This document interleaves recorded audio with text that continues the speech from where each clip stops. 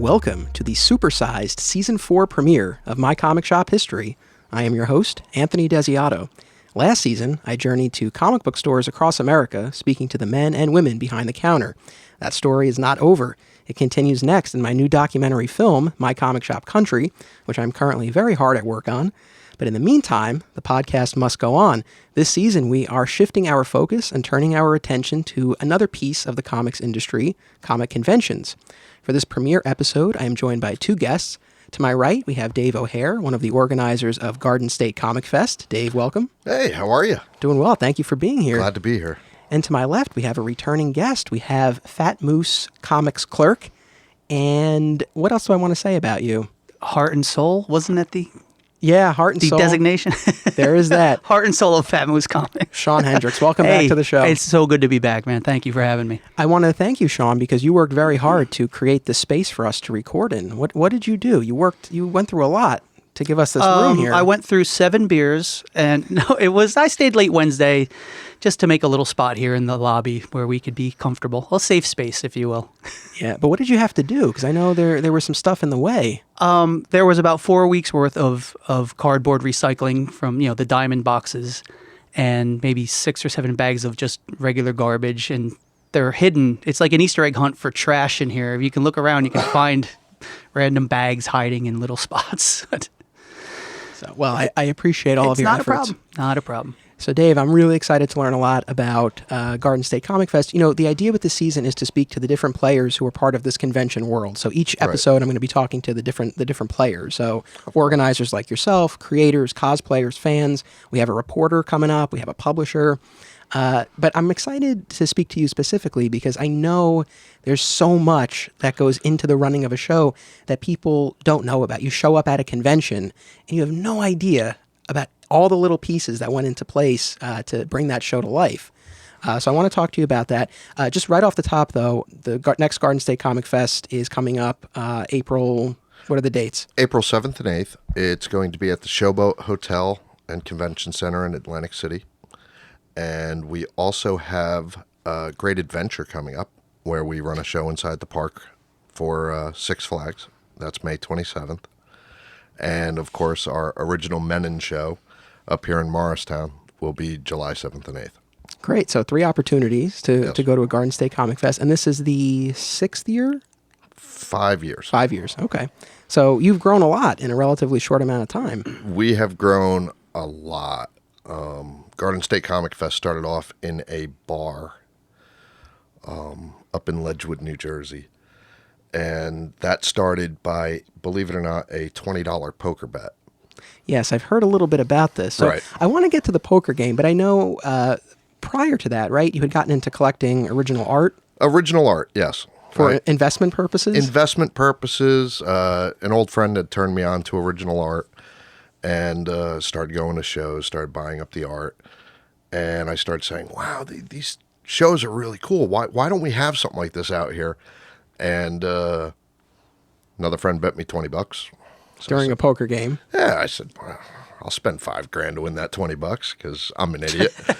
And turns out it actually worked out very smart in my favor because we own Garden State Comic Fest now, which is the highest rated show here in New Jersey.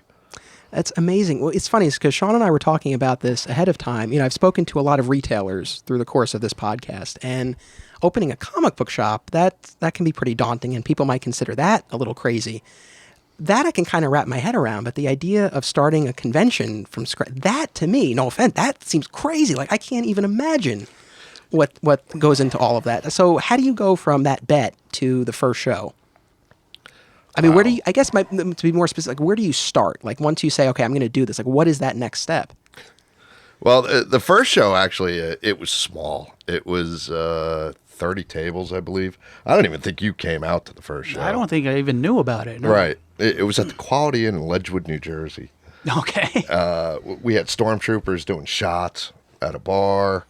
But it basically what we did was we just reached out to a bunch of shop owners and stuff in the area, made a Facebook page and said, hey, we're going to put together a show. Cheap tables. And it worked out. Social media was the only way we started it out. there had not been a show in that part of New Jersey in a long time. And I am fortunate enough, because I've bought a lot of original art over the years. I know quite a few of the artists in the area, so I said, hey, could you do me a favor? They came out, and it was in January, a snowstorm the night before, and we ended up getting close to 600 people on this little Sunday show for a couple hours. Nobody could move up there, and I actually walked out of that show making $180. I was like, wow, look at this. Well, plus the 20. Plus the 20. Because you won the bet. Yes. And actually, the other part of that bet was the friend also had to design our logo Oh, nice. going forward. So Was there an issue with the logo at some point? there was. I recall this. Can you elaborate? I can talk about it a little bit. Oh, is it? Are you like not allowed to? There was a cease and desist. Oh my. So, Well, then by all means. yes. What happened was originally when we started getting bigger, we said we really want to pay homage to the Garden State. And one of the best emblems of the Garden State, I mean, you know, the Jersey Shore, you know, the Statue of Liberty, Giant State, you know, there's a lot of stuff here. But we decided to kind of use the Garden State Parkway logo Okay. a little bit. Kind of a little bit. Yeah. Hey, it had more than 11 differences. Oh, all right. So we made sure of it, but the state did not like that because they said they didn't want people confusing us with their toll road. And, you know, we don't want to be confused with a toll road. So we agreed that would be bad for us because who wants to be on a toll road? Well, you also don't want people driving past the con chucking quarters at you. I wouldn't mind that. Oh, well, okay. Depends on how many quarters. Those could add up. That's not a bad idea. So, and actually, speaking of you, Shawn, so you've attended how many of the Garden State Comic Fests? 2. It would have been 3 if not for Matthew's unfortunate accident. Yes, which we talked about in the our episode that you yeah. were on last season. But Dave, being a stand-up guy, actually hooked me up with like a VIP swag bag. Do you remember that? Yeah. And it was a signed Hildebrandt print, and then a second print. They're all hanging proudly on the wall. Nice. And I still use the Garden State Comic Fest tote bag Nice. to get back and forth to the store. I throw my stuff in there. My girlfriend calls it my man purse. There you go. I go, it's a tote bag. It is very manly. He was showing it off to me earlier. It has served me quite well. Which color tote do you have? It's the black one. The black one. Yeah. Is that rare? Is that a variant? Just That tell us is a how it rare is. one, Can I sell it? actually, Is it- 'cause that has the old logo on it. Is that really the illegal logo? That is the illegal Oh, logo. man. The illegal variant. You got to hang on to Nice. that. Right on eBay. I do have one of the new purple ones. With you? Yes, it's in the car. So Not for I can long. get that You're for gonna you. bring that in here? Right. That's, Why, thank you, Those sir. don't even go out till Atlantic City. Oh, I'm so, going to be ahead of the curve. yes. Nice. So now, as I said at the top, you are one of the organizers. Who do you work with? My partner in crime on this is Sal Zorzolo, In relation to Vincent of Metropolis Collectibles? older brother. Gotcha. I figured as much. Oh, look at you. You got this down. Did your homework, huh? Yes, well. Yeah, little comic book mafia there. Yeah. So how did you get connected with him? Believe it or not, I've played poker with Sal for years. Oh, okay. And at the time of the first one, when I made this bet, and I went, oh, crap, now I actually have to put together a show. Sal reached out to me, and he goes, hey, I like doing this stuff. And I'm between jobs right now, so you want me to help out? And I said, yeah, sure. So he helped out a little bit, so that's how we got a little extra oomph for that first show. Because, you know, his brother. And after the first show, I said, you know what? This is the beginning of something really great. Let's make it into an actual business. And we became partners. That's very cool. Now, you said you got into collecting original art. Were you a comic book fan prior to that? I was a comic book fan growing up, obviously. I grew up in Rockaway. I met Joe Kubert at a very young age. My doctor's office as a kid was right across the street from the Kubert School. Oh, So very my cool. mom took me over there. First issue I ever had was G.I. Joe #5. But I loved comics. I loved everything about them. But I did get away from it for a long time. And when the original comic art came back up to me, that was a okay, this is an investment. This is not, I don't want to be collecting, so to speak. And I've bought lots of original art. I have so many gorgeous pieces, and I can't sell any of them. Really? Yeah. You could give some away. It's just I've got wall space. Yeah, it's become a black hole for me. Has the market for it dried up that much? No. No, he can't part with it. I love it. It's, That's the problem. he's a hoarder now. Yes. So you can't bear to part with it. Yes. I see. Okay. It's really bad because this was supposed to be investments, and now it's just, I walk past it and look at it on my wall. I go, damn you, but I love you. And you know. What percentage of your collection of original art is framed and displayed as opposed to stuff in portfolios and hidden away? And I'd say maybe 10% of it is framed and displayed. the rest is in portfolios? and protected? Portfolios. Some of it is even protected more than that. I mean, how many pieces, like roughly, are we talking? Oh, geez. Especially over the years with the shows, too, because I do get a lot of gifts and stuff at the shows, which those I can't sell because, well, first off, you know, they were a gift. They meant something coming to me. I don't know, 1,500 original pieces. Really? That's something. And your address is? Yeah, if you just put the paper out, it would be about this tall. Wow. I do think it's great, though, that you use those purchases to, cultivate the relationships with artists and then get them to come to the show. So who were some of those artists who came to that first edition of Garden State? Oh, wow. You were really making me go back here. And I've had like 12 concussions, so it takes a little time here. But let's see. Charles Paul Wilson. He does Stuff a Legend, Wraith. He worked on Teenage Mutant Ninja Turtles. He's been all over the place for IDW. He was there. Tom Raney. Sure. Hey, our pal Tom Raney. Right. My close personal friend Tom Raney. He was out there. Rags Morales, Christopher Ivey, Paris Cullens, and a lot more. But those to be are the named ones later. that are popping into my head right now. Right. So for that first show, you got the space. You reached out to those artists. You had dealers there. We had dealers there. Zap. We know Zap very well. Zap was there. Good guys. He bought a space. He had no clue what he was even getting into. And we had quite a few of the local shops and stuff that set up there, and they were just amazed at how well they did because it was a totally different clientele that we brought in. Even as the show has progressed, a lot of them say, these are not people that we normally see on the comic circuit. So I don't know where you're getting these people from, but these people love this stuff. Well, that's great value for the stores to be able to get new customers like that. Where are you getting these people from? I have no clue. But it's just the way we market. We do market out to, we are a very family-friendly event, and we try to stay that way. But we are very comic-centric. We love that. We love the creators. So we are getting people that don't attend a lot of other conventions.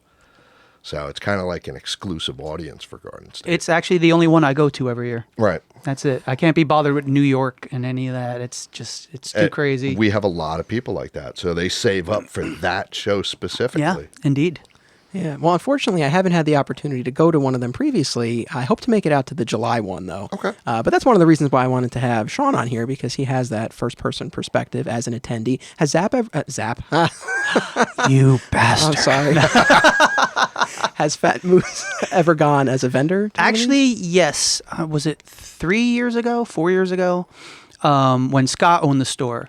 Because he also owned Highlander. So he bought 2 spots. And he had set up twice. Yeah, he had a Zap. See, now you got me. Ben's going to love this when he hears it. Hi, Ben. You're welcome. No, so it was a Fat Moose / Highlander setup. But the problem is now at the store, it's just 2 of us. So if one of us goes to the con, you got one guy there. Now let's say you got to go to the bathroom or something. You got nobody to watch your table because you need somebody here at the store. And I was just telling Dave earlier, the con being right in Morristown, it's 10 minutes or less from us. We actually get a sales bump those days because people leave the con and they're like, oh, you know what? There's a comic shop not too far from here. So we actually do see a little bump. I would love to attend as a vendor. It's just beyond our means currently. Gotcha. Maybe in the future, you know. Well, the bathroom thing is a cop-out. Well, I mean, yeah, Because sure, you can get an empty Snapple bottle and improvise. I will I get provide you with a volunteer. Oh, really? To come in and watch your booth. I didn't know that. Yes. We do it for all the vendors and artists.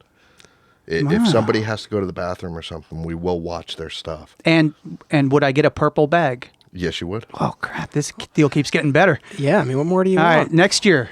Okay. I'm going to try to make it happen next year. It's a little late for this year, obviously.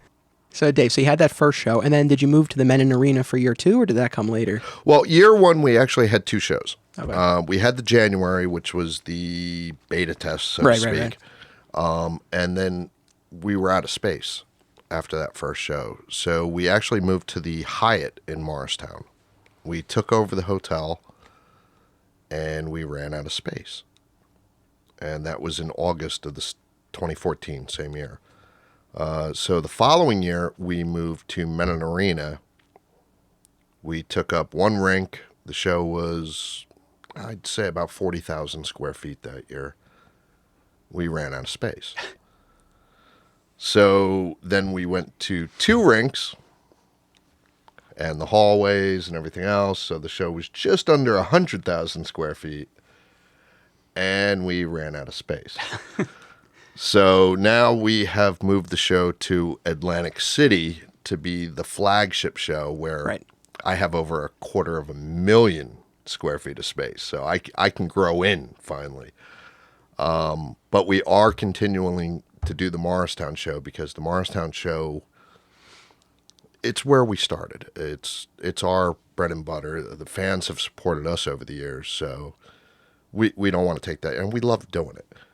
So that show will be back this year. It's been consolidated back to the single rink, and its focus is going to be creators and comics. So maybe a celebrity, 1 or 2. Well, yeah, I want to get into guests and all of that, but I mean, just hearing you talk about that, it's funny in talking to the retailers. I worked at a comic book store for a long time, so I at least had some insight into this. The running of a convention is really very foreign to me because I've never had that experience specifically, but it seems smart to do it the way you did, where you expanded when there was a need for it and you were able to, as opposed to starting too big and having too Fizzling much space. out. And right. So I mean, it seems like that's made sense and served you well. Oh, it has. And the best way to describe running a show, honestly, and I say this in a lot of interviews and stuff, but it's like planning a wedding for 10,000 people. That's what it is, because you have to set the date, you have to invite the guests, everything's got to come together. You got to get your banquet manager, your venue, all that. And then you start going nuts. Because so-and-so doesn't like so-and-so, so they can't sit next to each other. And this guy can't be near this guy because, he stole his pencil 10 years earlier. And this stuff actually happens. So you work it all out, you get closer, you're ready to just cancel the whole thing because everybody's just being a pain in the butt. And then you go through it, it's a blur. And you go to Facebook to look to see how your convention did, because all you can do is live in the pictures afterwards. So about 10,000, is that how many you see at the Morristown show? The Morristown show last year, we had about 7,200. Gotcha. Real attendees. And the year before, we did 76. So okay, we're holding our numbers pretty good. So in deciding what type of show you want it to be, I mean, how are you making these decisions? Did you go to a bunch of other shows before your first one to kind of see what you liked and what you didn't? I went to a lot of shows, like I said, where I met these artists and stuff, but I looked at what I didn't like about shows. I hate standing in line. I hate paying a huge amount of money to get in the door to see stuff I don't like. So when we did this, Garden State really has a lot of our own personality in it and our likes in it as fans on top of the other thing. So it's, it really, our heart and soul is in it to build it. And But yeah, I try to keep lines very short for people. How?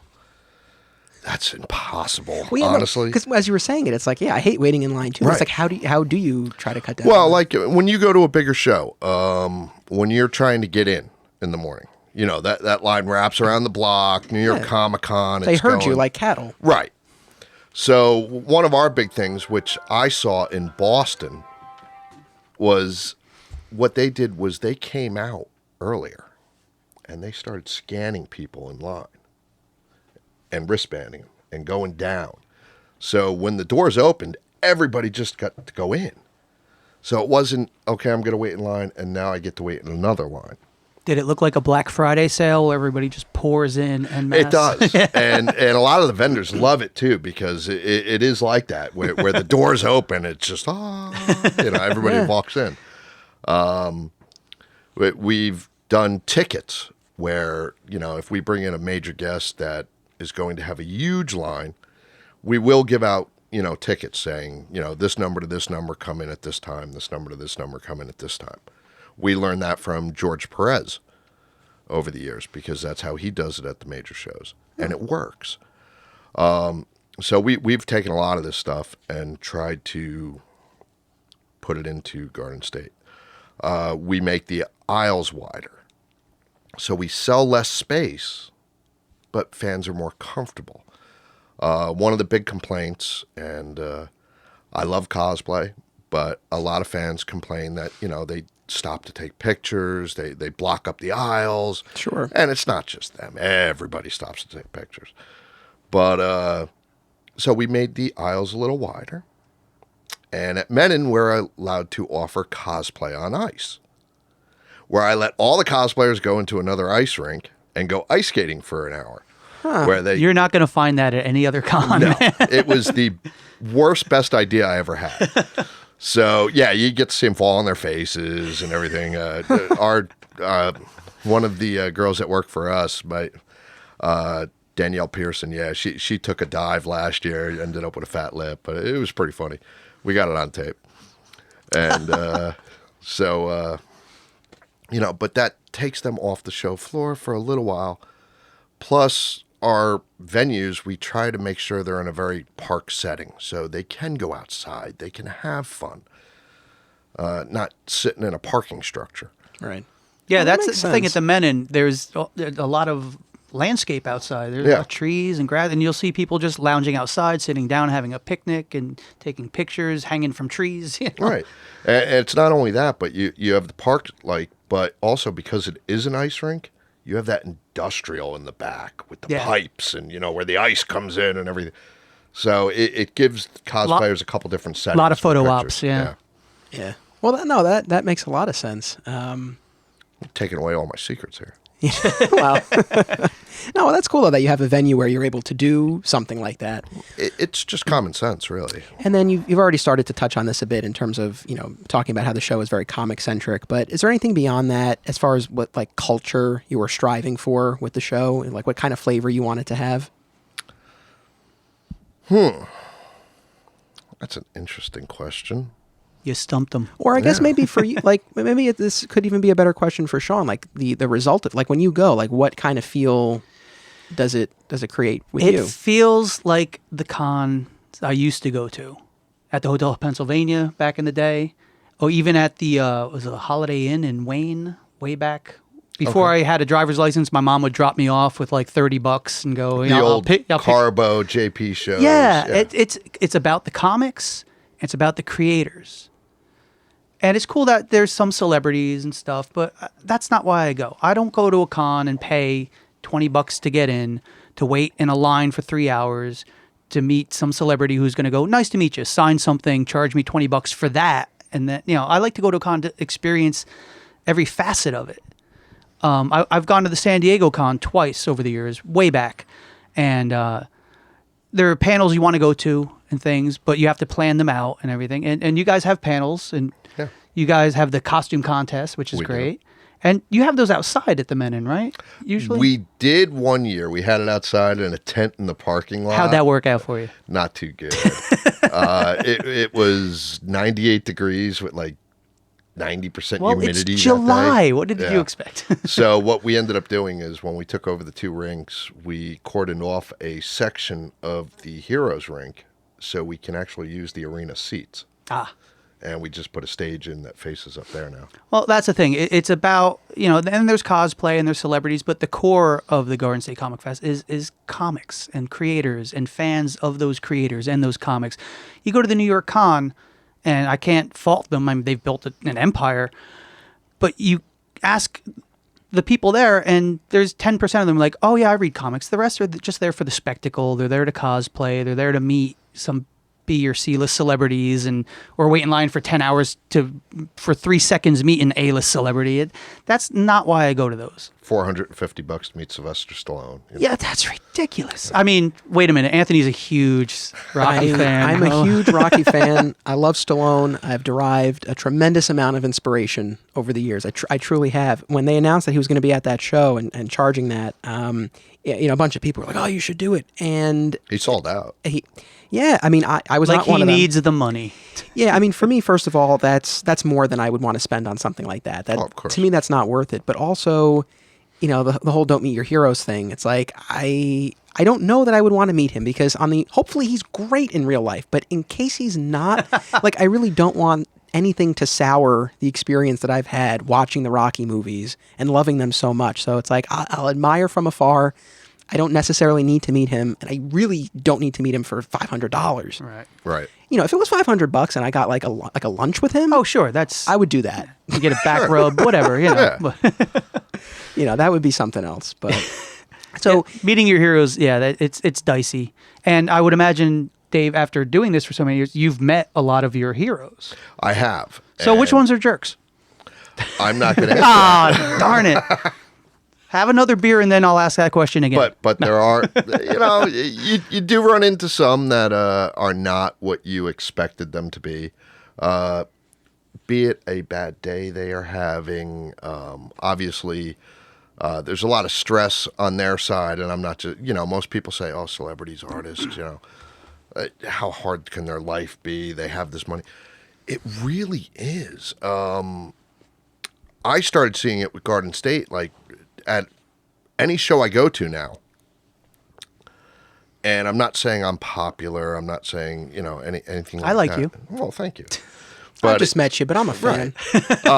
But I walk in the door, I can't get more than 10 feet without someone stopping me and saying, hey, what's going on with this? What's going on with that? Sal is lucky. Sal can still maneuver it a little bit.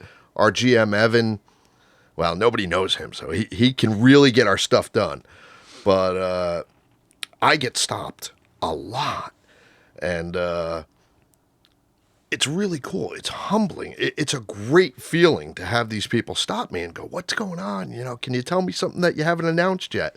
And I'm always there to give them a little something. But at the same time, I could see, like, if you're a movie star, and if that's happening to me, it's got to be 100 times worse. So could you imagine being in a place where you can't move and 1,000 people standing there to meet you that have all loved you their entire life, and that's got to be a little tough. Well, let me tell you how it is for me. Norman Reedus got bit. I mean, What? Yeah. At your con? No. No, at Walker Stalker. Somebody bit actually him? bit him. I mean, it fits the theme, Right. technically. No, I mean, I've thought about that, though, this idea of like Comic-Con fame. Because it's like if you're a creator, for example, you might get recognized within the halls of a convention. Sure. But when you leave, generally speaking, unless you're like one of the top, or like Robert Kirkman, who's on Talking Dead, like people might recognize him. But a lot of these guys can go about their day.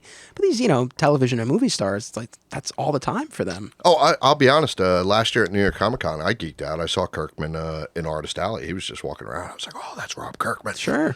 So, of course, Did you bite him? No, you but I should have did bit walk him. up and I go, hey, I'm Dave. Garden State Do you know Comic who Fest. I am? Can I get a picture with you? And he was like, yeah, sure. So we go to take a picture, and because we're taking a picture, other people start noticing him. Oh. Then they're handing me their cameras to take pictures with them. And he's looking at me, and I was just like, yeah, this is your problem. You sunk his battleship. Yeah, I have no fame in New York City. I'm good. I'm walking away. So Shawn was asking about like difficult people. You deal with a lot of people, right? Sure. So you're dealing with creators and vendors and your celebrity guests, and of course all of the attendees and the venue. So there's a lot at play there. In terms of like handling personalities, have there ever been instances where someone's come, like an attendee has come up to you and said so and so either was rude to me or didn't do what they were supposed to do, and you have to go over and kind of handle that? Oh, of course. It happens a lot. We've had attendees that have come up to me and said, wow, I ordered a commission 8 months ago at your show and I haven't gotten it. So, I will shoot out, which artists get busy, Right. There's no line of when that's going to be ready. We've never had any problems with any of the celebrities that we bring into Garden State. We make sure of that because of we try to really vet them to make sure they're great with their fans. And every celebrity we have brought into Garden State has been phenomenal with his fans or her fans. I feel like there's more here. Well, let me first ask. So, how do you vet them? Like, do you call around to other convention organizers? We do. Actually, I'm good friends with a lot of promoters in the area. We talk with Mike Carbonaro out of New York. We do talk with Reed Pop every once in a while, but not very often because we're like little guys. But they're awesome. I mean, they are the giant. Yeah, they're good guys. Mitch Halleck out of Terrific Con. Oh, I'm Facebook friends with Mitch Halleck. Yeah, he seems like a nice fella. He is a wonderful guy. Actually. I don't know if I've ever met him in person, but through the magic of the internet, I feel like I kind of know him. Yes, he's great. Great Philly, which is another great show in the area. Christopher Wirtz is the owner down there. And we do talk to each other. We bounce ideas off each other. I'm really looking forward to his show this year. I'm not big on bringing in celebrities, but his show, he really gets great ones in there. So I'm looking forward to that one myself. So who are some of the celebrities that you have? I know one of them is Dean Cain. I want to ask you about him because I'm a huge Superman fan. For me, Smallville is number one. It made a huge impression on me. But I'm also a big Lois and Clark fan as well. And I know you've had Dean Cain at a number of shows, right? We had him last year at the Morristown show, and he will also be there this year at the Great Adventure show. So what's Dean Cain like? Dean Cain is one of the nicest guys you will ever meet. He's on all the time. I mean, there is no off button. Yeah, that's something I was going to ask about because like when these guys or girls, they're on the convention floor, they're shaking hands, they're signing autographs, they're taking photos, they are on, like they're working. Yes. But like, do you get the opportunity to see them when they're, and really like have a genuine interaction when they're not in that mode? Some of them we do. But like I said, for the most part, all of them, even in that mode, have been great. Right. Dean was phenomenal, even in the green room last year, because we had a couple vendors and stuff try to sneak in, and he still took photos with them. He was really good to everybody. Nice.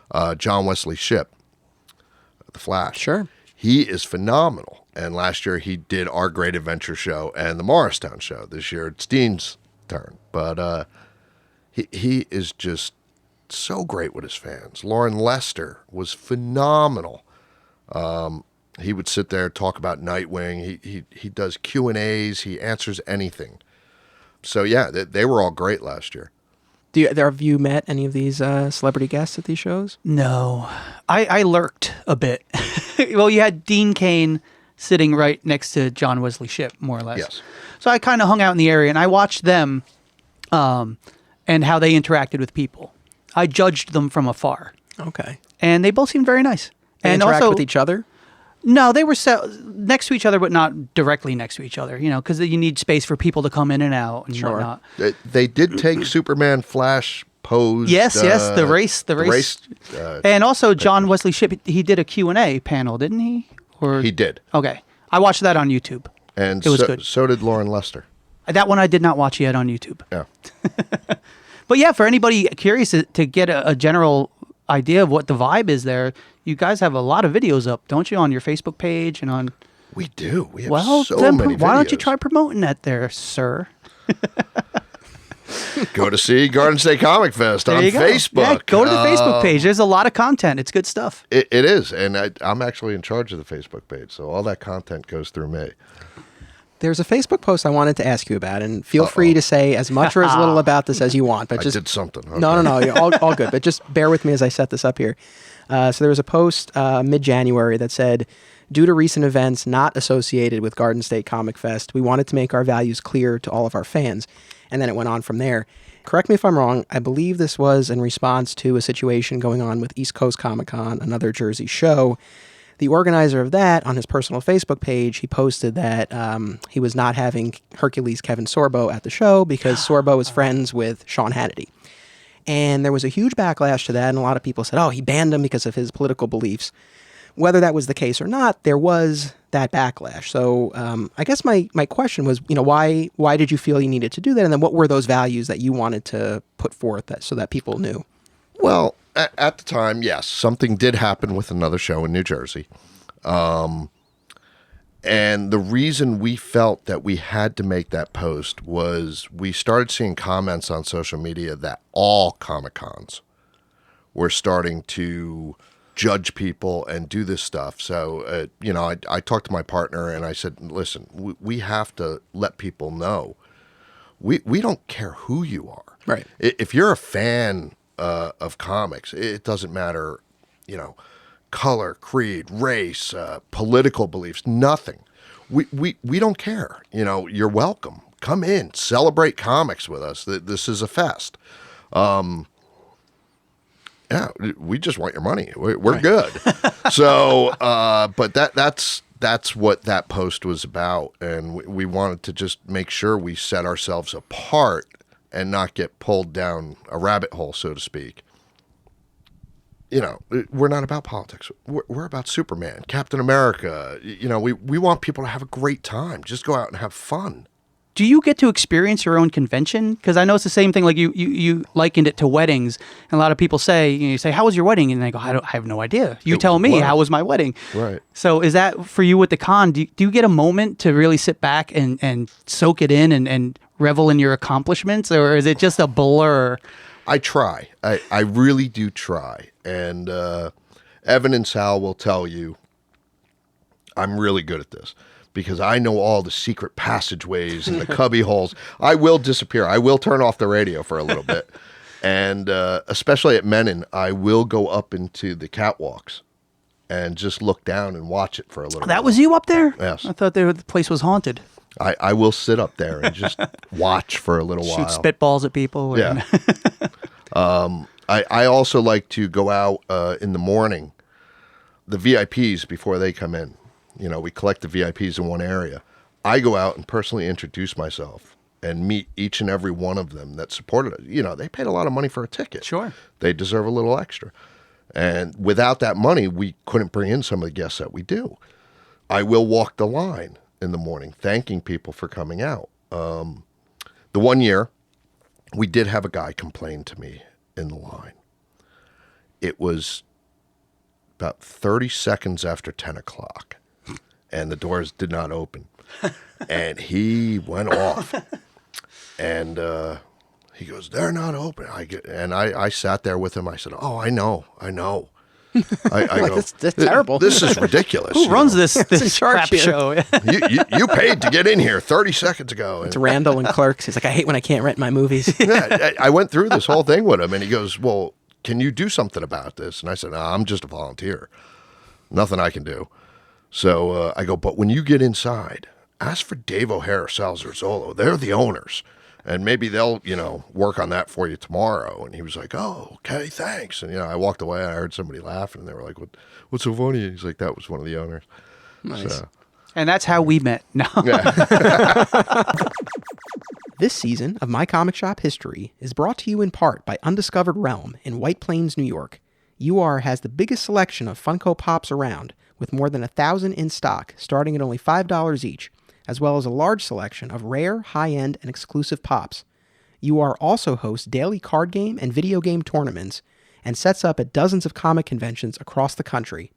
Check out Undiscovered Realm in person or online. And be sure to tell him Desi Westside sent you. This episode is also sponsored by Lightning House Comics, a new store that's currently in the works in Cincinnati, Ohio. There's a GoFundMe campaign happening right now to help make the store a reality. Campaign organizer Cameron Glover says that his store will encourage inner-city kids to read, donate books to local libraries, hospitals, and senior homes, sponsor field trips, employ young entrepreneurs and people with disabilities, and support neighboring businesses. Be sure to check out the campaign, and best of luck to this new store. So as far as how long it takes you, like how long are you working on a show before it happens? I mean, is it more like a year-round thing? A little downtime? We finish up a show, and actually we're usually working on the next show before we even have the show. Like right now, we're already starting to work on Atlantic City 2019. So yeah, I want to talk a bit about booking guests. Yes. I guess my first question is deciding, who to invite. I mean, what's the starting point for that? And then also, how do you balance your personal taste with what you feel needs to be there for the show and the attendees generally? Because I imagine that there might be a little tension there sometimes. I feel like there would be for me if I were planning a show. Oh, of course there is. There's a lot of stuff out there that I absolutely despise, but I'm in the minority, and the fans love it, so it's got to be done. Like what? Yeah, come on, go dark. I don't like, some of the TV shows. I think Arrow has been over for a couple years. But fans like it. Never was a fan of Agents of S.H.I.E.L.D. Hey, come on now. Sorry. You're alone at this table, my friend. Yeah. Oh, come on, guys. It's a good show. I never got into it. I tried watching it the first season, and it was just... they say it's gotten better. Have you tried it on weed? No. Well, there you go. Yeah, this is a family-friendly show, as is Garden State Comic Fest. Yes. So. I was just quoting a movie. That's all. No, but I ask because, again, bringing it back to the comic shop side of this, like I was never into gaming at Right. all. So it's like if I were to open my own store, it's like, yeah, I'd probably need to carry Magic. I probably wouldn't be super excited about it, but I would need to do that because there are people who are going to come in looking for it. So I know nothing about gaming. Yeah, no, I'm just at saying, all. right. But our GM, he plays D&D. We have people on our staff that know this stuff. You're not going to get me to cosplay. Okay. But we do have a cosplayer on staff. Actually, our director of guest relations is one of the best Harley Quinns in the country. She's actually on our billboard right now. Which version of Harley Quinn? Bruce Town. Yeah. Yeah, the classic. Animated, yeah, the real, classic. the quote-unquote real Harley Yes. Quinn. She will not do the Suicide other. Squad, Right. dumpster fire Harley Quinn, yeah. No. Okay. But anyway, so then how are you? No, it's all good. So with creators and the celebrity guests, so how are you deciding who to reach out to? Well, we start big. I want this person. I want Sylvester Stallone. And then we look at the prices, and then we go, okay, we're not getting Sylvester Stallone. And then we reach out to a bunch of them. And now are you reaching out to them to their Through representatives? agents, through reps. How do you? Is there a central directory of these? Like, how are you even finding the reps? You know what? See, this is where I get I nerd out a bit because I love this behind the scenes stuff and the mechanics of it. Because again, just the side of it that you don't always you go to a show and someone's there, but it's like, well, how did you get them there? Right. Well, actually, I'll be honest. A lot of it you steal from other shows. You go in there and you go, oh, look at that. So-and-so's here. His agent's got to be here. Let's find him. Okay. So, we do it that way. But that's how we got John Wesley Shipp last year. I found out who his agent was. But no, you can find this stuff online. If you can't find it online, I go through other promoters. We do work together. And then there's each of these guys have 5-6 reps out there that books them for shows. And the secret is trying to figure out which ones are the good ones and which ones are the bad ones. Like bad as in not legit? Like they're not actually the rep, or they Some are the of rep, them are but- not legit. Okay. Some of them are, they'll try to hit you up for a lot more than needed to get the deal done. So, a lot of it is just talking to friends and getting the referrals. Right. And then, so how does this work when you say like they're a lot? So like you're paying to fly them out and put them up, and then they're also getting a fee to appear? Well, yeah, a lot of people do not get into this, especially on radio or blogs or podcasts. Do it. All right, I will. Everybody deserves to get paid for what they do. Okay. For instance, if you bring in a celebrity guest, some of them do get an appearance fee, but other ones do get a guarantee. Okay. And the way the guarantee works is I have to make X amount of dollars to make this weekend profitable for me to be at your show. I charge this much for an autograph, this much for a photo, this much for a voiceover, this much for, dinner, whatever it might be. So that number has to add up to that X number by the end of the weekend. If it's not, the show is on the hook for the difference. Gotcha. Okay, so you're not paying them something up front, but if they don't make what they're expecting to make through those photos and autographs, then you're making that right. up. But again, a lot of promoters out there are not the nicest people in the world. Where, promoters, come on. Just the word, it sounds a little sleazy. But some of these people have been screwed before over the years.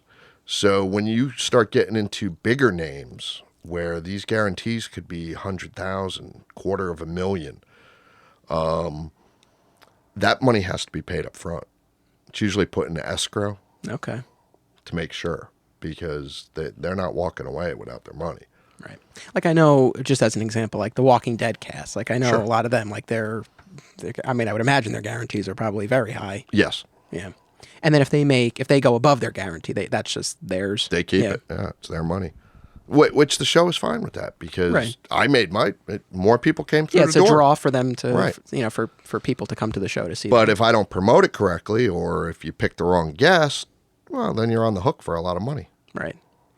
So, yeah, I mean, I imagine it must be difficult, especially if there is a promoter who's, or representative that's kind of on the shadier side. There's been a couple. You hear stories all over the country of people that have put together shows and then they didn't pay the guests. Right. And, but I'm corporate. I'm going out of business, and other shows because they do need to be paid up front, last minute going into a show. Personally, I feel this is why you see a lot of cancellations at the last minute. Okay. Because they didn't get their money. Well, isn't it always pneumonia or exhaustion when a guest says, "Oh, Yes. they're not going to be appearing"? Oh, he's Scheduling conflict. Scheduling conflict. There you go. Right. And between you and I think he didn't have my money. Well, yeah, of course. Right. So that's why, like, if you're a fan going to a show and you're like, "Oh, why do I have to pay $30 for a photo?" Well, that's right. Why. And people say that all the time, like, "Oh, I felt bad. I had a guy on Facebook that wrote in, where do I get off charging $30 for a one-day pass? Nice way to look out for the working man and his family." And it kind of hurt me to read that because, first off, Garden State's it's a mid-level size show. It's not a big show. And I would say Garden State now costs about $250,000 to put on. And a lot of that money is based on the attendance and everything. So $30 for a $250,000 product is not bad. Also, we don't charge kids. Right. We're one of right, the only conventions out there and for Atlantic City, it's 13 and under are free. Yeah, I mean, that was a good you deal. find Kudos on that, man. That's amazing. Find another show that's going to do that. I mean, I'm letting in half my audience for free because we want families to be able to bring out their kids. We want that next generation of fan. Right. Because, it's like heroin. You get them hooked young and... Yes, kids. The Comic-Con is just like heroin. Do you find... do attendees think that you are setting the prices for an autograph or a photo? Do you ever run into that? Sometimes they do, yeah. And but we don't talk about that stuff in public also, Right. because that's the business side of it. Right. And then in terms of, it costs $250,000 to put on the show. So, I mean, obviously, booking the guests, again, flying them out, putting them up at hotel. There must be so much legwork, like handling all My that. partner this weekend just booked $10,000 worth of hotel rooms. That's just hotel rooms. You don't have to, I mean, I would love specifics, but you don't have to give specifics. But are there any crazy riders or other requirements that guests will ask for? We haven't run into anything too nutty. It's because you haven't booked me yet. We've had a couple, Just give him a tote bag. He'll be happy. right. A purple tote bag. I'm going home happy, Yeah, folks. he's happy. That's it. But no. We run into the normal stuff. Somebody wants to do a panel. Somebody wants, to do this.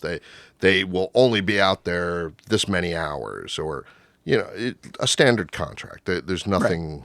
Right. We've never gotten the green M&M guest yet. Gotcha. Speaking of panels, I'm just going to throw this out there. If you ever need someone to moderate a Dean Cain panel, I would be there in a heartbeat. Okay. Just saying. Or moving forward, a Tom Welling panel. Listen, if you ever get Tom Welling, yeah, please let me know. We tried. Yeah. He doesn't really do them, though, right? He doesn't do a lot of them, and we were actually very close to having him. Well, maybe after he hears this. There you go. Tom, come on, man. Make it happen. So as far as booking guests, is there, I mean, I'm sure there are people, but who's someone who you haven't been able to get yet, either because of availability or a guarantee that's too high or whatever it might be, who's like, you really want to have them? Oh, there's tons of them. If you're asking, what artist out there I would love to have at the show, Sure. which we haven't gotten, Alex Ross. Sure. I would love to get Alex Ross in one of these days. He's got to be pricey. Actually, he's not bad. He No? just doesn't like doing shows. Oh. So, we make the offer every year. So for the creators, is it the same type of deal with the guarantee, or is that different? With creators, with artists, there are the ones that are starting out that buy the tables, the independents that are Right. just coming up. They're working hard. So they're paying you They to rent, do the to comic have a circuits. table. Yeah, Yep. they buy the tables. And then there's the well-known, the published ones. You're getting up there, and sometimes a deal could just be a comp table. Sometimes it could be a comp table in a hotel if they're coming in. Sometimes it could be a comp table, hotel, and travel. Okay. Sometimes it could be a comp table, hotel, and travel, and fee. Okay. It can get up there. So there's a range. Sure. Right, gotcha. It depends on Who decides that? Does the artist or creator say, these are my demands? Or Yes. I mean, yeah, it's all... When we very- reach out, we'll say, well, we'd love to have you here. What would it take? And we get, it back. And then we go, yes or no. All right, so Or we go, is there any wiggle room? well, here's a question. You and your partner, let's say you're like, no, we got to get this person. And your partner goes, well, I don't know if it's worth it. How does the hammer drop on that one? I own 52%. There you go. Smart. Yeah, 50-50 never works. No, I mean, you no. can't. So 52. No, when so we that did this- 2%, you're the final say. I've never had to do it. But there is that veto power Just in that case. can be Well, done. that's Gotcha. important. I think that is good. And also what we try to do is we bring a lot of this stuff when we do have a disagreement, which you do, especially on a lot of things. We will bring it to the rest of our staff and we will put it to a vote. And I will say, I will go by whatever they say. And you honor that. I do, because every single time it's come back my way so far. I don't know what'll happen if it doesn't come back my way. If you lose, yeah. Right. Oh, can I be there when that happens? I just want to watch. Yeah. No, veto, sorry. You're all fired. No. And then with vendors, they're just buying space on the floor. Vendors just buy space, yes. Certain vendors we do give, space to, be it their family, something like that. Sal's brother is Metropolis Collectibles Sure. out of New York. to have Metropolis at any show is a major deal. So, of course, Vincent sets up at our shows. But it's also because we are a comic-centric show. We've had vendors that do almost $200,000 over 2 days. I mean, I don't have anything to compare that to, but that's Maybe I do pretty need substantial. a fat moose booth. Yeah. We had an artist last year that was also set up at New York Comic Con that did more at our show than the first 3 days of New York Comic Con together.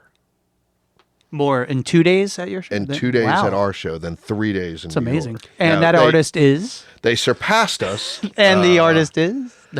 One of our big guests Okay, we'll leave it at that. every year that you may have a print of. I love you, Dave. Though, no, I mean, I respect it. I would imagine that, as a promoter, you know, Right. obviously you don't want to be airing these people's business. So No, I get well, that. I will air it if I know these people don't mind. Right, But right.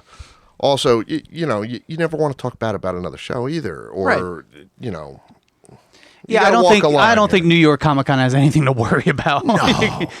You could talk crap about them all day. They're still making all the monies. I was in awe the first time I went to New York Comic Con. Actually, it was New York Comic Con that I went, we got to do this in New Jersey. I still love going there every year until I get there because it's just too crowded. I can't. I'm a cranky old man. I cannot deal with It's it. a lot. I did it last year. It's a lot. Yeah. As a fan, Well, that was your first time. No, it's my fourth. Oh, was Right. it? Well, your first time in costume. Yes, I did cosplay. Oh, I took it He's easy. one of though. them. Matt, I did who were you? Matt Murdock suit. Nice. Suit, Okay. lawyer version. So I could see that. It wasn't too I could see crazy, that. but it was fun. It was interesting. Like I could see why people do it and why they get so into it. Kind of going back to what you were saying before, like people. My wife went as Electra. It's like people were stopping us and asking to take photos, and it was Right. this weird high of like. I mean, Yeah. it's quite the ego boost. So I you're get con famous. Yeah, it's like I get why people do it, and I think we'll do something more, in the future. Cosplay is needed for Comic Cons. I don't care what anybody says. Cosplay is an art form in itself. So some of these people, you get complaints that they don't spend money, they don't do this, or they're self-involved, they just care about themselves. But, they put a lot of time and effort into some of these costumes, and they love doing it. They're fans of the characters, so why shouldn't they be allowed to do what they do? Let their freak fly out there. Follow up about the vendors. Do you have a cap on how many, like pop dealers, for example? Like, is there a limit on how many of those you'll take? And does that help with stores doing business? Because I imagine it'd be harder if you have a whole line of stores selling the same stuff. We do. We definitely do try to spread the, Right. this many crafts, this many pop, this many comics. Comics more than anything else because comic show. And we have gotten those complaints too. There are too many comics at your Comic Con. Oh, jeez. How dare you? That You was monster. that was a good one.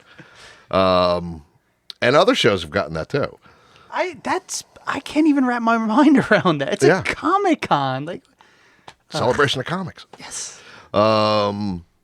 But no, we do really watch that and who's coming in. I don't want to be the guy with the shower stall guy setting up at Oh, right, yeah. yeah. And I don't want to be selling cars. Yeah, sometimes you do see some. You just see very some out off of the place. wall. Yeah, Yeah. just, hey, aluminum siding. What? Why? Yeah. And is this like? Do you have a day job in addition to this, or is this now your full time gig? This is pretty much my full-time gig now. Now, I also own a pest control company. So I do have Sure. funds. But with my time, I'd probably dedicate about 80% of it towards this now. What's the biggest expense? Is it the fees, the appearance fees, or the rental of the venue? When you say rental of the venue, are you talking just the venue? Because you have tables, pipe and drape, Oh, that's true. tablecloths, I guess chairs, Yeah, I guess let's put all of that together. insurance, green room food, Yeah. credit card machines, hotspots, Well, these are all the things that people insurance, I think, take for granted when you go to a show, like all these pieces. security. I can keep going. Yeah.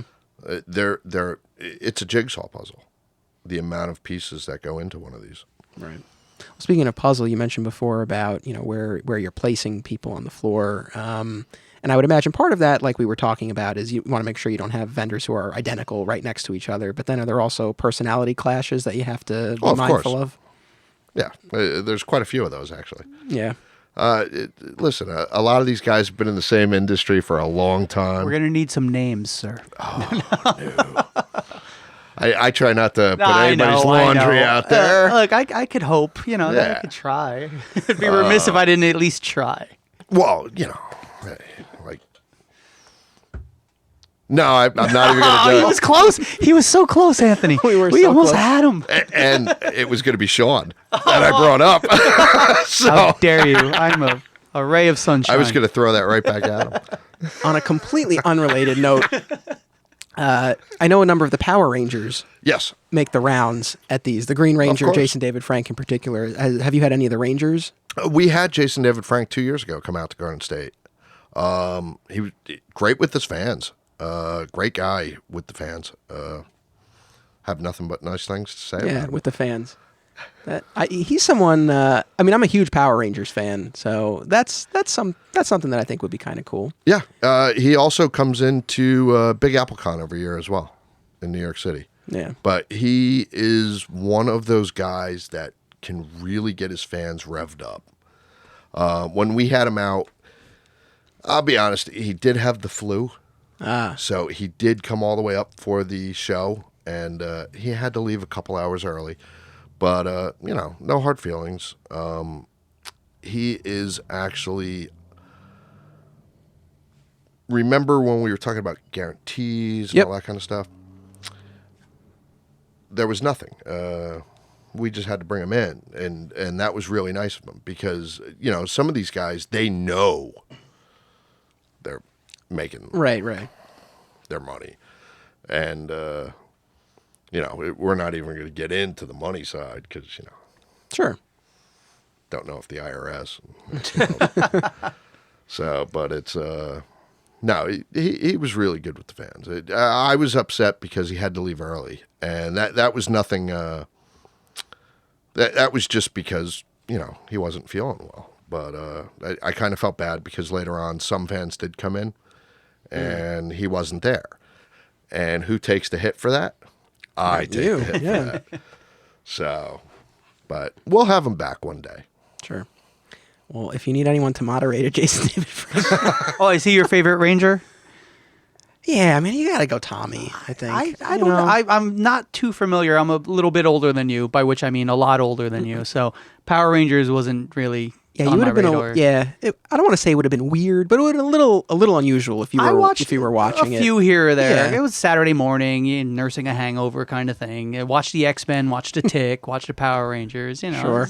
Okay, this is not politics or anything, but I will say, I really don't like the Power Rangers. Well, here's the thing. You better hope Tommy doesn't hear that. Yeah, I've tried watching it. I've tried, bringing it up on Netflix. Well, there's only 48 seasons to get caught up on. And I turn it on and I go, what? No. Well, let me say this. So they are all on Netflix now, and I've gone down the Netflix hole a few times, and I've watched a bunch of episodes, and they're terrible. I don't sit here and say, oh, it's a high work of art. They're not the best. Brilliant. But it's amazing. As a little kid, it really just captured my imagination, and so it holds a special place in that way. I do think the concept is really cool, and though I haven't read them yet, I've heard great things about the new comics that Boom's been putting out. Oh, dude, I'll hook you up after the podcast. So, right on. I'll take care of you. But thank that's you. the thing. You look back at some of your things from your childhood and you go, why was I watching this? This is horrible. Yeah. But then other things like the Batman animated series, it just keeps getting better. Yeah, that holds up. I'll still go back and watch G.I. Joe every once in a while, and I go, okay, these are a little cheesy now, but It's like what are some of the crazy, funny, memorable interactions, stuff that's happened on the floor knock on wood, which I'm not allowed to do on this podcast because you told me I couldn't knock on the table. Our listeners appreciate it. But Garden State Comic Fest, because of the staff that we have hired over the years, is so we have had no issues. Now, I've seen issues at other conventions. I've seen cosplayers fall down stairs, fall down escalators. I've seen fights break out between two Links from Legend of Zelda over costumes. I've seen some really nutty things. But at Garden State, for the most part, we've had no issues. That's great. I mean, and I know, safety is a big thing. Right. So it sounds like you have a great. How many staff people are there? The staff that we have on hand, I'd say there's about 7 members, and then we have our volunteers, Right. which we thoroughly vet. So, Yeah. What about just funny or otherwise memorable people you've met? Anything that like really stands out to you? Is like, oh, that was an amazing moment. One of the most memorable personalities that I've met at some of these shows has got to be Little Grace. She's a cosplayer. She is 4 or 5 years old. And she actually got to the point where some of the podcasters and stuff started using her to do interviews for them. Nah. Because she has that personality. She's great at the shows. We've had Thomas DiPetrillo from Extreme Costumes out there. He brings in that Hulkbuster and the Reinhardt. Yeah, I've It's seen that. It's amazing. It's like 8 feet tall, and he poses with the fans. I love that kind of stuff. We've had some amazing cosplay. The guests, the vendors. I try to, since we started doing this, it's work first, fans second now. So it's not as much fun. And for me, because I'm there to work. And at the shows, you don't get to interact as a fan. You got to step back and look at it differently. And, that kind of sucks. But... Right, like as you're walking the floor, it's not so much just taking in Right. what happens to be out there. Is everybody where they need to be? and- Damage control. Mostly. Yeah. right. Yeah. And it's either A, somebody wants to take a picture or something, or B, somebody has a complaint. Right. Those are the only times somebody wants to talk to me at the show. So, But is that, I would imagine, I hope that it's outweighed by, the access that you have to people and having it those is. interactions. The two things that I look for most at the show, okay? 2 things that are very important. I want to see smiles. It's like freaking Disney World, man. I want to see you smiling. I want to see the fans smiling. And I want to see bags in their hands. Because if they got bags, that means the vendors are doing good.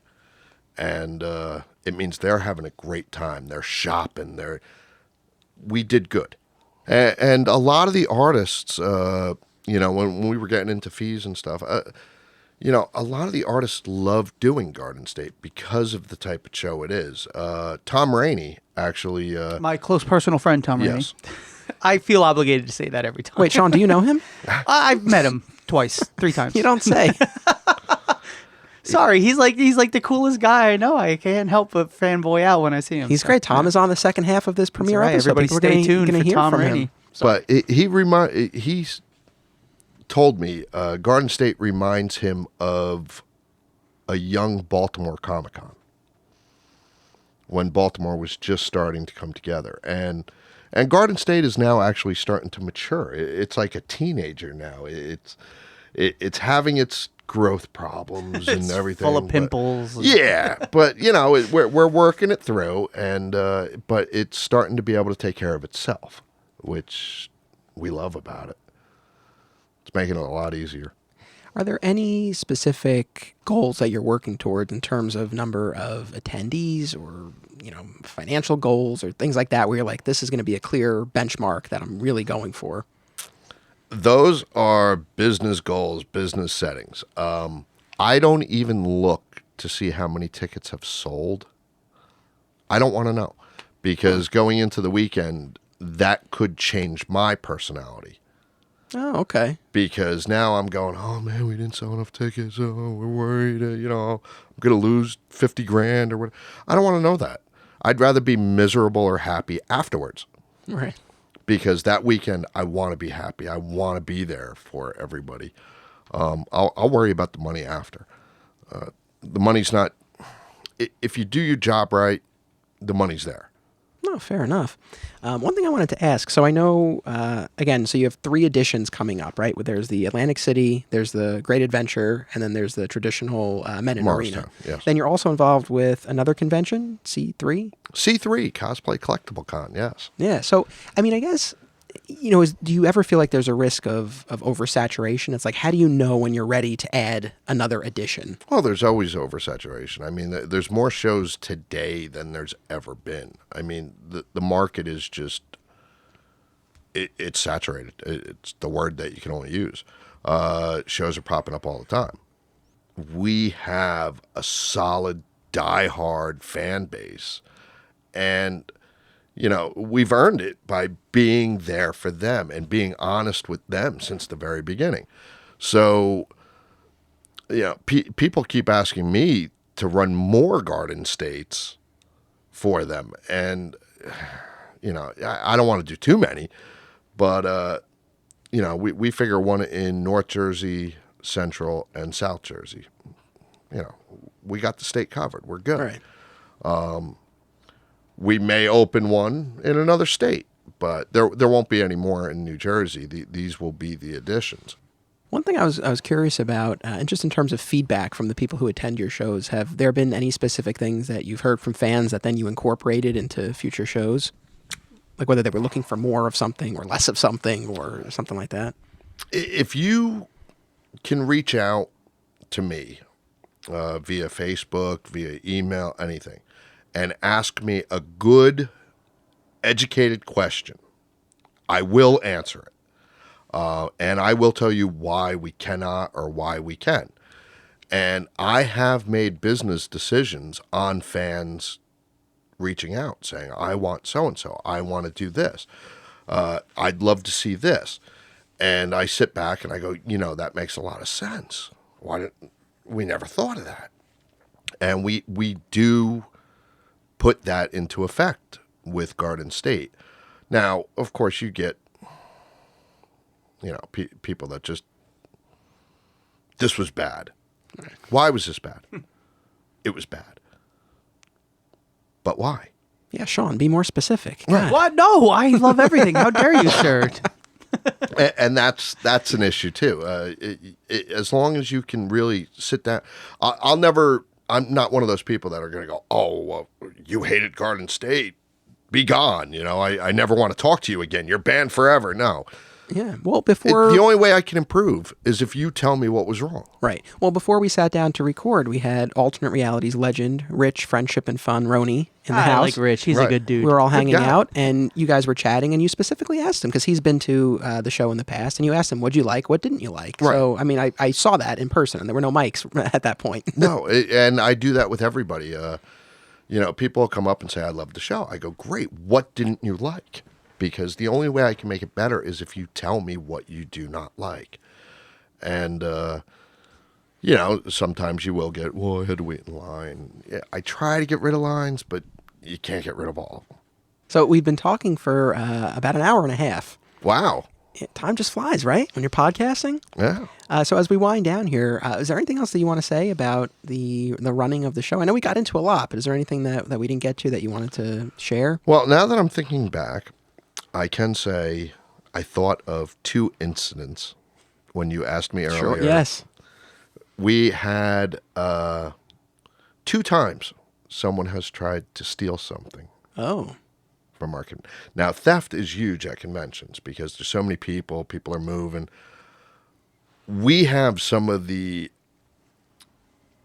best security in place at our shows because we do have millions and millions and millions of dollars on those show floors. We've had it twice. Somebody tried to steal, and both times they never got more than like 15 feet. They were out. Well, what did they try to steal? One was a Harley Quinn statue, and Like it was stupid too. It was like $20. Yeah, it was like nothing of. It wasn't like an Amazing Fantasy 15. No, no. You go for a vinyl Harley Quinn. Yeah, if you're gonna try, it's like go big or go yeah, home. Yeah, if you're gonna Exactly. steal, like, you go, yeah. There's an Action 1 in the other room. Come on. But no, that, and I think it was a San Diego Comic-Con Iron Man or something. Yeah, I'm sorry about that, dude. I just really wanted it. Yeah. And it was right there. It was right there. I felt bad. And, you didn't have to tase me that much, though. I mean, Do you call the police or you just kick them out? the police are there. Yeah, There are security. And I also do not like handling it quiet. Make an example out of them. Oh, I like the shame walk from Game of Thrones. They go right through the middle of Wait, it. you stripped them naked? No, not naked, but It's a family-friendly show. Yeah, I was going to say, I Handcuffed- did not see that on YouTube. handcuffed cops right through the aisles. Yeah. And then sit out front and pull the car around slow. Well, that's when you should also hold the product there and be like, this happened because of this? This is what you were trying to say? If I could have a nun and a bell follow them out the door, I would. No, you should get Father Evil. just shame them on the way out. Sinner. Yeah. Well, I guess one of the last things I would ask then, obviously you've been doing this for a few years now. You've expanded now multiple times. If someone were to come to you and say, hey, I'm thinking of starting my convention, I know there's probably a lot that you could tell them, but is there anything in particular where it's like you got to keep this in mind? The most important thing, show up, answer your emails, talk to the fans, be nice. So many promoters out there, you won't see them at other shows. You won't see them talking to fans. It'll be like, here's my card, see you. And that's, I don't know. I guess this is why I feel Garden State has a different feel than a lot of shows out there. I don't know if you agree with me on that or No, not. no, I'm sorry. I didn't realize you were looking at me. Sorry. I was Dead silent. I was Yeah. gazing off into the distance. Yeah, you suck. No, I agree. Let's finish this. No, listen, like I said, it's the only show I go to anymore. Right. Because it's the most satisfying. It's the most rewarding. It feels like a real Comic-Con. Right. It's and you get a purple bag. I mean, what the hell? What's better than that? Hey, But no, seriously, Dave, man, I can't imagine what the hell you have to deal with on a daily basis. It's enough to run one con. You're running 3 and Four, if you Well, include 4 if you count C3. those weirdo cosplayers. Sure. hey, it's still a con. Yeah. I can't imagine. I can't imagine how the hell you pull it off. I admire it. love it. I admire it, but I also think there may be something very wrong with you. I love doing it. I don't know if it's the accolades and everything that comes with it, but I just love doing it. What's the first thing you do when a show is done? Go to sleep. Yeah. No, actually, I mean, well, that makes sense. no, believe it or not, the first thing that I do, so Sunday, it's all over, the doors are locked, everybody's out, you pack up everything, you get home. First thing I do, I don't go to bed till Monday morning because I am trying to pull every single photo I can off of social media that was taken at that convention, so I can build and then blast it back out. But that is the most important thing. I look to see what people have written about it, what they've said about it, what they enjoyed, see if anybody goes, oh, this sucked, I wasted my money. Then I can reach out to them and say, hey, I'm sorry. Let me fix this for you. I'll buy you a hot dog. I don't know. But, which we did offer one guy once. But Did he accept the hot dog? no, he did not. Ah, what a jerk. He stomped and left. But no, what's really important is to, see the reviews that go up. Then I go on vacation. Where do you go? I usually go to Florida for a week. Oh, nice. Yeah. Well, I'm sure that's Like much a beach needed. whale, I float around, and it's usually like first week of September. Cool. Well, is there anything else that either of you wanted to say? No. No, I think we covered a lot of ground. And I know you're probably going to edit the crap out of most of this. No, I don't think so. I mean, it's funny because I love talking to the comic shop retailers. I love it. But I have that experience. So a lot of what we talk about I'm already familiar with. This is especially interesting to me to get that behind the scenes insight into what goes on in running a show because again, I don't have that. So, well, Dave, thank you so much for sharing your insight with us. Thank you. I hope I did okay. I had a great time. I hope listeners enjoyed. And for all those listeners, I encourage them to attend any or all of the Garden State edition. All of them. We have Atlantic City, April 7th and 8th. Right. We have Great Adventure, May 27th. Right. And we have the classic Men in Arena edition, July 7th and 8th. In Morristown, yes. Terrific. I hope to be able to make it to the Morristown one. I'm really going to try for that one. I'd love to see this in person. Well, all that, you can find all the information at gscomicfest.com or follow us on Facebook, Twitter, Instagram. I hear I have to open a Vero or something. No, that's a failing platform. By the time this airs, that might be gone. You can find them on Grindr. You can find them on... Sorry. Oh, one of the worst was... oh, there's more. When we first opened up the website, I don't know what happened with GoDaddy or something, but that there was a problem with something in it where we did go to an Asian porn site. Oh. Yeah. By accident. Well, we bought up some other names and stuff, to forward it in. And, one day I got an email and they're like, this goes to Asian porn. I was like, what? No. I put it in. I'm like, oh, my God. So, we don't use so much for that family-friendly show. Family-friendly. It's like heroin and Asian porn combined. The Garden State Comic Fest. Oh, it was bad. It's a good thing Sal wasn't here. Oh, Sal would have had a heart attack an hour ago. Hey, I've been very reserved, too. We have to do a part 2 at some point. Yeah. Yeah. Well, I'd love to have you back at some point. Hey, I'd love to come back. I hope you had a good time. I did, and I normally don't. Doing these, I really hate these, and this was fun. I hate everything about life. Yeah, this was okay. This was fun. Well, we try to keep it fun. Thank you. So thank you, Shawn. Thank you for Anthony, being part of this. Yeah, no problem, man. Thank you so much, and for hosting us here at Fat Moose Comics. I got nothing better to do. Which is an awesome store in New Jersey. Yes, preach. I will say that. This is one of my favorite shops. You know what? I spent the afternoon here recording and hanging out with Ritroni and with you guys and our audience here as well. And no, it was a great time. I've said this before, but it reminds me a lot of the vibe that we used to have at the late, great alternate reality. So it was a pleasure to be here. You're welcome anytime, sir. Next time we do this, let's bring in a live audience and do a Q&A. We could totally do that. And have them come in. We have the almost square like footage. a panel. We could do that. That would be great. I love it. And I would love to do it for Cool. you. Awesome. High fives. And we'll get Tom Raney in here to do it. My close personal friend, Tom Raney. Speaking of Tom Raney. So the premiere is not over. This is a supersized premiere. In a moment, I'm going to queue up my conversation with Tom Raney and talk about the creator perspective on these shows. So hopefully people will enjoy that. And then premiere week continues tomorrow and Friday. Tomorrow, I'll be releasing a creator special recorded live at Aw Yeah Comics featuring Wonder Woman and Paper Girls artist Cliff Chang and Headlocked creator Michael Kingston. And then on Friday, I'll be releasing the book club episode recorded live at ZapCon featuring you, Shawn. Yeah, I'm back. That's right. As we discuss, you can't get rid of me now, sir. No, I wouldn't want to. And I will be discussing Batman White Knight. So it's a 3-day premiere week. Hope you enjoy. And as always, don't be a flat squirrel. And we're back. The My Comic Shop History Season 4 premiere continues with a conversation featuring comic book creator Tom Raney, whose work you've seen in the pages of Stormwatch, Outsiders, and much more. Tom, welcome to the show. Thanks for having me. Well, thank you for taking the time to do this. It's funny. So Shawn Hendricks of Fat Moose Comics, who was part of the first half of this premiere, he gave me a call a couple months ago. He was really excited. He's like, Tom Raney's one of our customers. I told him about the podcast, and he's interested in doing it. So you should send him a message. And I did, and here we are.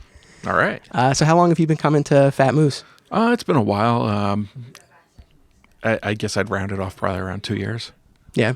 Yeah. So, I mentioned a couple of the series that people might know you from. When Shawn mentioned you to me, the first thing that came to my mind was Outsiders, which was a run that I enjoyed very much. Ah. It was kind of scary to me as I was doing my prep for today, and I realized that run started in 2003. Because in my head, I always think of it as, it was like a few years ago. So do I. Yeah, I was going to ask. I mean, I know it's been a while, but looking back on it now, what stands out to you about that run, either from, a creative standpoint or, working with the writer, whatever it might be. Geez, it was kind of a hectic time. We were all, running, to keep up with things. I went through some changes stylistically. My anchor had been under contract over at Marvel shortly after we started working, so I needed to shift gears for the direction I was going with for it. And we kind of accidentally ended up printing a cover in pencil. We had done that just to get it out for previews, and then I inked it up, and it was recolored, and the whole 9 yards, and they just never swapped the file out when it went to print. And it printed just fine. So rather than looking for a new anchor, because it takes me a while to get comfortable with somebody, we decided to just try it out, and that kind of morphed into something very different. That first cover looked much more like pencils that had been inked, right, and colored. And as I got going on the book, just working in pencil, it ended up being much more tonal.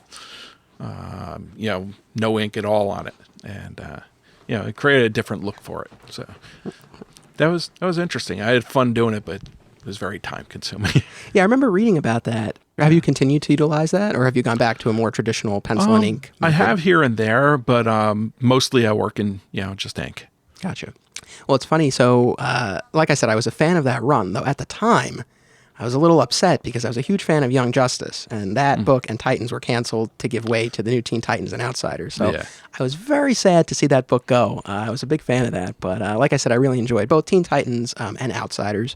And how long did you stick around on Outsiders? Maybe about a year, maybe a little longer, a little less. Right. I don't have the best memory. So, but no, that's really cool. Well, the other thing that I came across in my prep was a profile of you that ran in the New York Times. It was actually written by a friend of mine, George Gusinas. Oh, George, yeah. Yeah. What was that experience like? Being in the Times, not every creator gets that kind of coverage. It's very cool. It's odd. I'm still in touch with George through Facebook and such, and nice guy. He was very flattering in the article. It's weird, it seems, kind of surreal. I just sit at home and, I draw. It doesn't feel like anything odd to me, although looking at how other people live their life, I realize it's a little strange for people. But being written up in, something like the Times, it's strange. Yeah, no, I mean, that's very cool. I mean, to have that level of exposure, and in mainstream press like that, did you find that created new opportunities for you in the industry? Or did it not have as much of a measurable effect? I don't think it had much of an effect in that way. For a while afterwards, I had run into people that read the article, they'd show up and stuff, but the convention scene wasn't quite the way it is now. So, it wasn't as frequent. Right. Well, that's a perfect segue. And kind of going back to what you were just saying about how, normally you're, at home alone. So, it can be kind of an isolating process. And then you go to these conventions and it's just the opposite. You have sensory overload, all these people. Yeah. So that was really, the main thing that I wanted to chat with you about is your convention experience. So when did you start going to conventions? Was it at first as a fan or was it as a creator initially? I guess the first ones I went to were, just as a fan. They're small, hotel shows. Okay. The Fred Greenberg sure. here in New Jersey, he ran shows monthly, I think. I used to just go to one in Wayne, which wasn't far from where I was. So some friends of mine and I would get in a car and go over. Right. So what time period was this roughly? Mid-'80s. Okay. Yeah. So smaller shows. Was there any creator presence, or they were all dealers? One room. It was mostly just dealers. I think Dave Cockrum was there once. I think he might have been the first actual comic artist I ever met. Oh, okay. It was very nice. What was that interaction like? Very, very little. He was just, he was doing the Futurians at the time. So he was, selling that book. So I went and I picked that up and got it signed, talked to him for a couple minutes, and that was it. Right. Yeah. So I want to, I really want to shift and get into your experience at conventions from the standpoint of a creator. So a previous guest I've had on the show before, Greg Schiegel, he does Pix, which is now at Image Comics. I'm paraphrasing a little bit, but he described the experience as a creator attending conventions. He used a sports analogy. He said it's like you're in the middle of a football game and they call a timeout and then you go, run sprints. I mean, what has the experience been like? Is that something you identify with? Yeah, it's to a certain extent. Yeah, it's you get the highs and lows all day long. Certain points of the day, it is really hectic. Yeah, I don't tend to get lines of 50 people going, but I get a good amount. I do a lot of sketching, a lot of signing, that type of thing. To me, it kind of feels like performance art. It's become a different part of the industry, where it was just sitting at home and drawing, send your stuff through the mail, and that was it. We don't even do through the mail now, so it's even less interaction, and right. with real people. I could do my whole book and never see another person other than my wife. So, right. Yeah. No. I mean that is very true. So how big a part of your career have conventions been? I mean, how regularly are you attending? I guess maybe 5 or 6 years back, it started becoming a real big thing. I'd been doing a couple a year. Every year I'd do Baltimore, I'd do New York when that started up, Philly when Wizard came in and did that. I was doing that for a long time. I guess maybe 4 or 5 years ago, maybe a little longer, started doing more. I got a buddy who likes to set things up, so he sets up shows for me, and and I go. Gets me to go to different places I haven't been. And that's a lot of fun. Yeah. Yeah. So like, what are some of the shows that you've been to over these past few years? Let's see. Well, there's Baltimore. I go to Heroes pretty regularly. Went down to Florida for Orlando. Went to Edinburgh. Bunch up in Canada. Went to Brazil. Oh wow. Yeah. It's when I got into this, I always kind of figured the whole job would be just sitting at home and drawing, and never expected it would bring me to places like that. And it's a nice perk. It's you're working the whole time you're there, but you're seeing something else. You're meeting different people. It's good to see how different and similar people are all around the world. Oh, that's interesting. Yeah, what are some of those universal things that you find no matter where you go? Most of the people that I've run into at shows, they're all very friendly. We're all into the same stuff. So we've all got that kind of set of experiences that we've shared. The same kind of movies, the same kind of comics, same kind of music a lot of the time. That all seems to be pretty universal, and it seems most people, they want to have that kind of connection. They want to, find somebody that they get along with. It's easy to, get sidetracked with everybody's, bad when all you're seeing is Twitter. Well, that's true. I think I know when some of the negativity that you might encounter online, it sometimes can make you feel like, oh my, like that's how everybody feels. And then, it's so different when you're in person. Yeah. You get out there and you realize, most people, they aren't like that. It's easy to argue when there's somebody in front of you. Right. Very true. Yeah. So what was that experience like the first time that you were on the other side of the table, and instead of you waiting in line to go up to people, you had people waiting to see you? It was weird. It's still weird.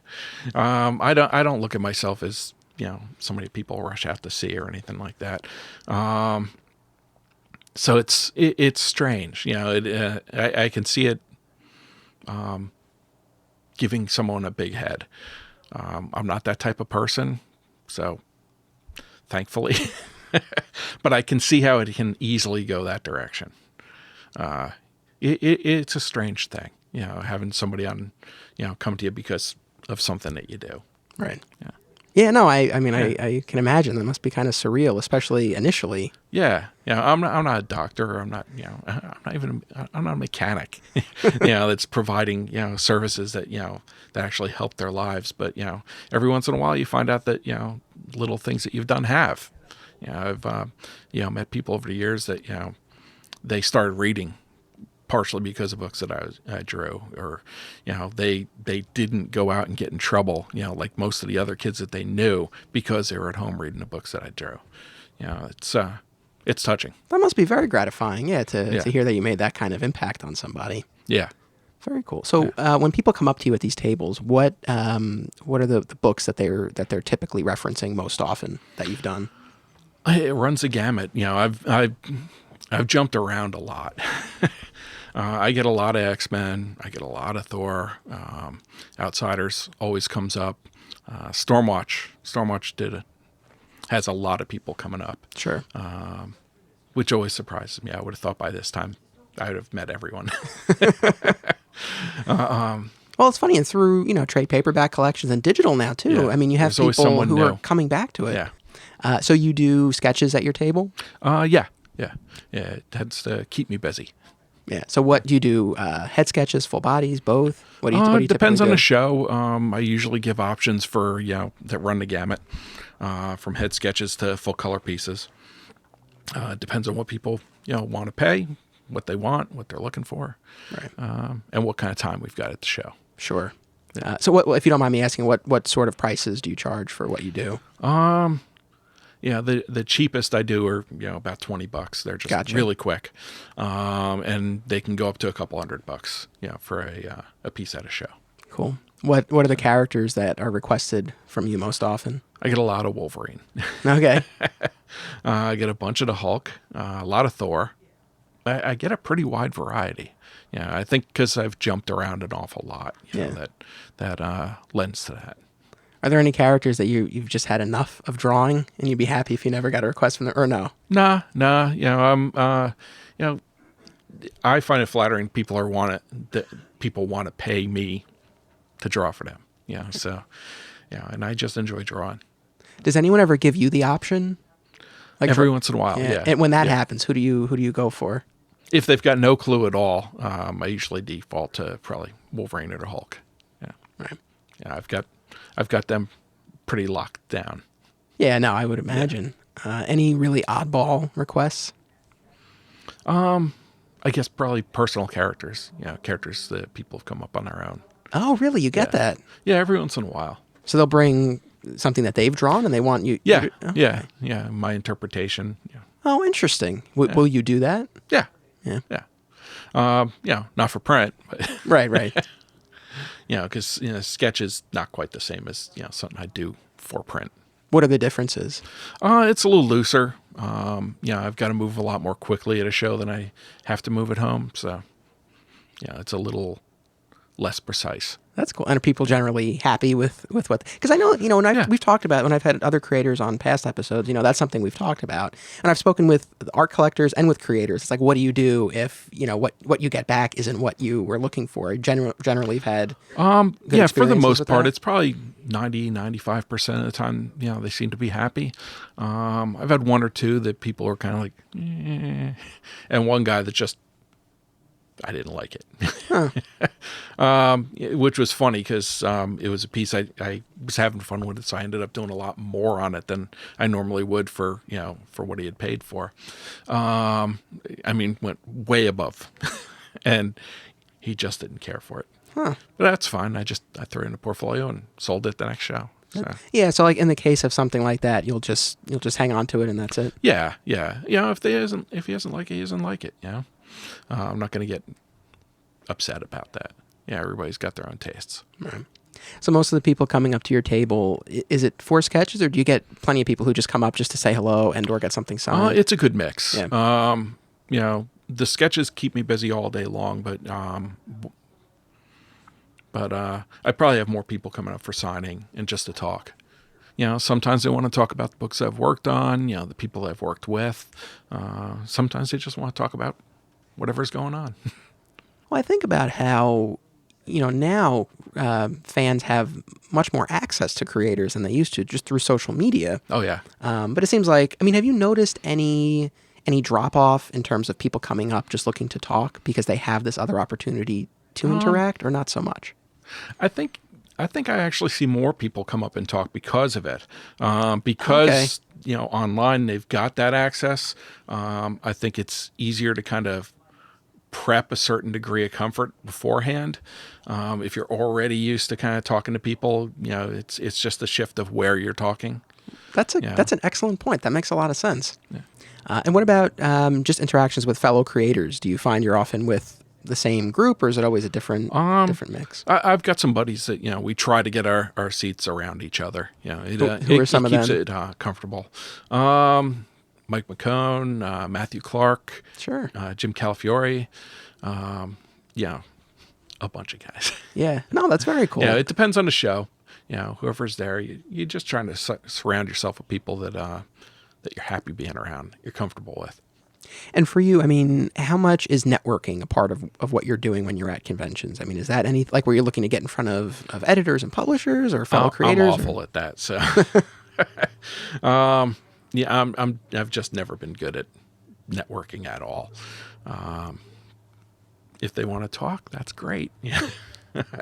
I'd much rather work with people I get along with. And for pretty much my whole career, I've been lucky with that. I think I've had maybe 2 people that I had a problem with, and it was minimal. So you said, a few years ago you started going to more shows. So in a year, so we're in early 2018. So like 2017, how many shows did you attend roughly? Last year, I think it was 12, 15, something like that. That's a solid number. Yeah, it's probably a little too many. Yeah. But it's hard to say no, especially when it's places that that you haven't been before. I had a trip down to Australia last year. Oh wow! I've been once before with the same people, so it was kind of like going home to these people. They're just great. Oh, that's really neat. That's a long flight, right? Yeah, it's a huge flight. And the first time I went, we were just there for a couple of days, but this time we were down for a week and a half. Because it was a 2-show thing, so got to see an awful lot more. Right. So when you say that it might be too many shows, I mean, what is it? Why is it too many? Well, it's more difficult to keep on top of your work when you're running every other weekend. But no, I think about that. I mean, for any creator, it's time away, but especially for an artist, where I mean, how fast are you? Like a page a day? Well, depending on what it is. Right. Yeah, I can be a page a day. I can be 2 pages a day, but gotcha. 2 pages, I'm generally not too happy with it. Okay. Page a day, I'm okay with it. Lately, it's been a little slower than that. But yeah, I mean, if you go to a weekend show, I mean, that's a few pages that you're behind. Yeah. So I mean, I can see how that could that can add up. So for these shows, the ones that you've attended, are these all shows that you've been invited to, and they're bringing you there, or are there shows where you're like paying for a table in Artist Alley? For the most part, New York's the only one that I actually pay for a table for. Gotcha. But that's because, everybody does, and it always works out well for me. So if it didn't, I wouldn't do it. Right. But it's in my backyard, so it's kind of hard. Yeah. Kind of hard not to. But every other show, it's at the very least, I'm getting a free table. 98% of the shows, they're flying me in, putting me up. Oh, that's great. And then that obviously makes it more worthwhile for you. And then, are there any shows, and you don't have to name them, but any shows where you've had to turn them down because you've, I don't know, maybe looked into them and didn't think it would be worthwhile for whatever reason? Maybe 1 or 2. Not a whole lot of them. Right. There are a lot of shows. It's more often than not that I have to turn stuff down because I'm already too busy that month, or that weekend I'm already booked. Right. So yeah. No, I mean, I know there's so many. Well, I guess maybe that would be my next question: is how do you kind of budget your time and your travel schedule? I mean, how do you pinpoint which ones are going to be the most worthwhile for you? Largely where it is and who's running it. If it's a place that I haven't been, I'm likely to say yes. Yeah, give it a shot. Yeah. Yeah. And if it's run by people that I know, I'm likely to say yes no matter what. Yeah, I would imagine after all this time that you've been doing it, you have certain relationships, and you know what you're getting with certain promoters. kind of on that note, so from your perspective as a creator, I mean, what makes for a good, well-run show that's going to be worthwhile for you? Like, what are the things that an organizer can do that make it easier for you? Just make sure things run smoothly, tables set up nicely, traffic flow is good, that type of thing. Hotels close. If they're picking up food, even better. So the other piece of this season premiere episode featured Dave O'Hare, who runs Garden State Comic Fest. That's a show that you've attended? Oh, yeah. Dave's great. Anything about those shows in particular that have stood out to you as maybe distinct from other ones that you've gone to in any way? They all kind of blend together. There are certain things that, just work. So everybody does it, from how they, set up the floor to how they advertise to how they just run things. The differences between shows are, when you actually see the people running the show and they come over, or you see that what they're doing all day long. It's that kind of interaction that kind of sets them apart. Right. Cool. Well, as we wind down here, is there anything else that you wanted to mention? Anything that we didn't get to? Not that I can think of offhand. Well, for people who want to follow you and your work, so what are you working on now? Where can people see your work on the shelves? Okay. Right now, I'm working on Dread Gods with Ron Mars, formerly of Green Lantern and Silver Surfer and practically everything else at one point or another. We're working with Bart Sears and Andy Smith over at Omnus Press. Bart's company from 20 years ago, reimagined and revitalized. And we're being distributed through IDW. You can find us on the shelves right now. Very cool. And then where can people follow you online? I'm on Twitter under Tom Raney _art. And I'm on Facebook under my name. All right, very cool. Once again, thank you very much for taking the time to do this today. All right. Thanks for having me. Of course. And to our listeners, thank you for tuning in. Once again, Premiere Week continues tomorrow and Friday, and then we'll be back with another all-new episode in 2 weeks. Until then, don't be a flat squirrel.